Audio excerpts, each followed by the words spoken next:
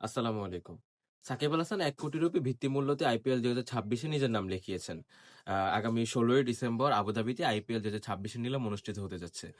এখন বাংলাদেশি সাপোর্টার বা সাকিব আল হাসানের ফ্যান যারা তাদের মনে একটাই কোয়েশ্চেন যে এবারের আইপিএলে সাকিব আল হাসানকে কোন দল কিনবে কিনা বা সাকিব আইপিএল খেলতে পারবে কিনা।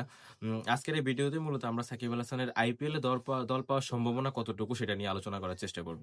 দেখেন পাঞ্জাবি ক্রিকেটে সবসময় এরকম প্লেয়ারদেরকে খোঁজে যারা এক্সপেরিয়েন্স যারা আপনাকে ব্যাটে বলে ২০ থেকে ৩০ রান করে দিবে। বোলিংয়ে হচ্ছে আপনাকে ২-৩ উইকেট এনে দিবে বা হচ্ছে ইম্পোর্টেন্ট টাইমে একটা ব্রেক থ্রো এনে দিবে বা একটা ইকোনমিক্যাল ওভার করবে। সাকিব আল হাসান ওই ক্যাটেগরির একটা প্লেয়ার যার ব্যাটিংয়ে ২০ থেকে ৩০ রান করা বা ৫০ করার ক্যাপাবিলিটি আছে। বোলিংয়ে দুর্দান্ত পারফর্ম করার ক্যাপাবিলিটি আছে।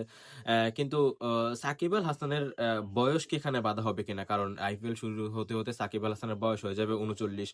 এছাড়াও সাকিব আল হাসান লাস্ট কয়েক আইপিএল থেকে তাকে আইপিএলে দেখা যায় নাই। কোন টিম তার প্রতি ইন্টারেস্ট দেখায় নাই। যদিও সাকিব আল হাসান রিসেন্টলি কয়েকটা টুর্নামেন্টে দুর্দান্ত পারফরম্যান্স করেছিল। আ আ সাকিব আল হাসান সিপিএল এ ভালো খেলেছিল। Shakib Al Hasan GSL global super লিগে ভালো খেলেছিল দুবাই ক্যাপিটালস এর হয়ে।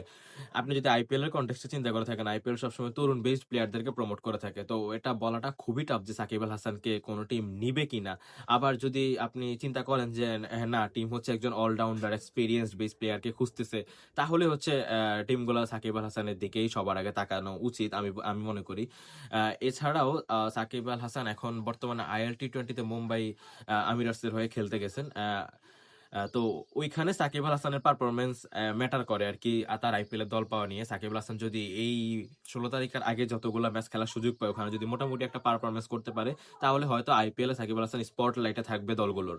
অ্যান্ড আশা করি সাকিব আল হাসান ২৬ আইপিএল এ উম টিম পাবে এবং সাকিব আল হাসানকে আমরা ২৬ আইপিএল এ দেখতে পারবো আবারও অনেকদিন পরে আইপিএল এ। আপনার মতামত জানান কমেন্টে।